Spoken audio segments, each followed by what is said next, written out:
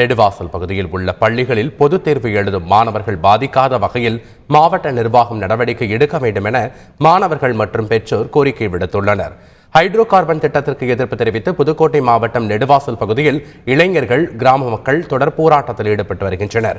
இந்த பகுதியில் உள்ள பள்ளிகளில் மாணவர்கள் எழுத உள்ள பொதுத் தேர்வு பாதிக்காத வகையில் போராட்டத்தை தற்காலிகமாக தள்ளி வைக்க வேண்டும் அல்லது பொதுத் தேர்வு எழுத மாற்று இடத்தை ஒதுக்கி தர வேண்டும் என மாவட்ட நிர்வாகத்திற்கு மாணவர்கள் மற்றும் பெற்றோர் கோரிக்கை விடுத்துள்ளனர். நெடுவாசலில் இங்கேருந்து ஒரு 100 பிள்ளைங்க போய் படிக்குது. அது 10th 10-15 பிள்ளைங்க எழுதிக்கிட்டு இருக்கு. ஸ்கூலுக்கும் பள்ளிக்கூடத்துக்கும் ரொம்ப கிட்ட அவங்க போராட்டம் எடுத்துருக்காங்க.